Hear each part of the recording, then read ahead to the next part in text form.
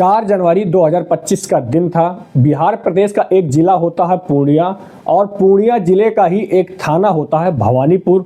भवानीपुर थाने के ward number 4 में Bihar police, UP police, STF और एटीएस इन चारों ने मिलकर एक मकान की घेराबंदी की और इसके बाद पुलिस वालों ने आवाज़ लगाई कि नासिर पठान, तुम अपने आप को पुलिस के हवाले कर दो। अगर पुलिस के हवाले नहीं किया तो हम लोगों को मजबूरन गोली चलाने के लिए विवश होना पड़ेगा। इसके बाद उस मोहल्ले में आसपास हड़कंप मच जाता है।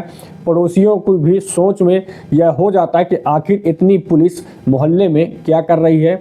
इसके बाद उस घर से जेके जायसवाल नाम का एक शख्स निकलता है। वह शख्स कहता है कि सर, आप जिस नाम से नासिर पठान को बुला रहे हैं, यहाँ तो उस नाम का कोई भी शख्स हमारे घर में नहीं रहता।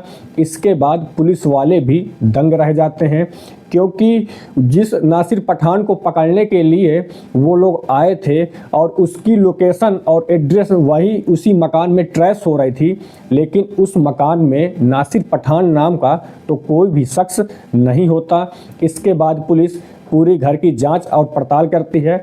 इसके बाद उसी घर से 11वीं में पढ़ने वाले एक छात्र को हिरासत में लिया जाता है और हिरासत में लेने के बाद उसको सीधा प्रयागराज लाया जाता है।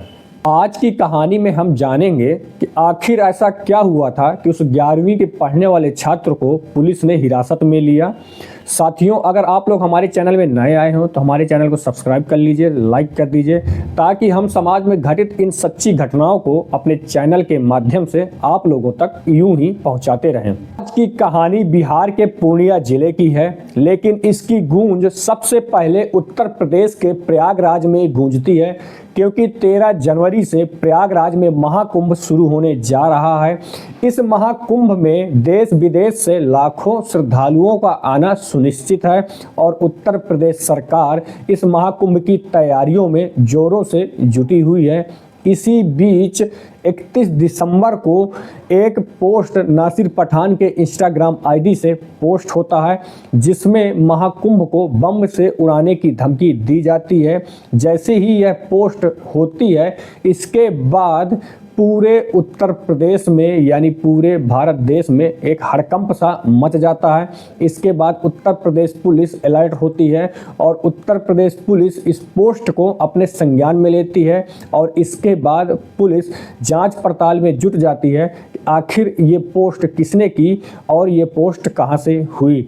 लेकिन इस पोस्ट में उस व्यक्ति की फ़ोटो और उस ज़िले का नाम भी होता है जहां से इस पोस्ट को किया जाता है।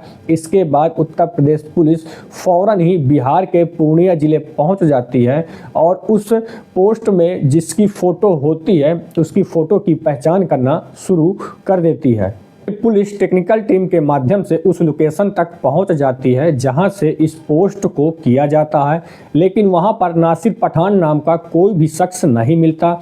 इसके बाद पुलिस वहीं से ही 11वीं के पढ़ने वाले एक छात्र को अपने हिरासत में लेती है, जिसका नाम आयुष जायसवाल होता है। फिर इसके बाद पुलिस आयुष जायसवाल से पूछताछ करना शुरू कर देती है, लेकिन आयुष जायसवाल पहले तो यहाँ वहाँ की बातें करता है, लेकिन जैसे ही पुलिस वाले उससे कड़ाई के साथ पूछताछ करना शुरू करते हैं तो आयुष जायसवाल ने जो सच बताया उसको सुनकर पुलिस वाले भी दंग रह जाते हैं। आयुष जायसवाल ने बताया कि लगभग 1.5 महीने पहले उसके एक दोस्त से उसका किसी बात को लेकर झगड़ा हो गया था, जिसका नाम नासिर पठान होता है। इसीलिए वह अपने दोस्त को सबक सिखाने के चक्कर में अब नासिर पठान नाम से एक इंस्टाग्राम में फेक आईडी बनाता है और फिर उसी फेक आईडी से महाकुंभ को बम से उड़ाने की धमकी देता है।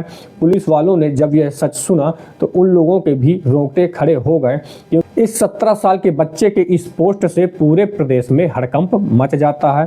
साथियों, फिलहाल आयुष जायसवाल पुलिस के हिरासत में है, उसे बाल सुधार गृह में रखा गया है। साथियों, इस कहानी सुनाने का उद्देश्य किसी के दिल को आहत करना नहीं है, बल्कि आप लोगों को जागरूक और सतर्क करने का हमारा हमेशा उद्देश्य रहता है।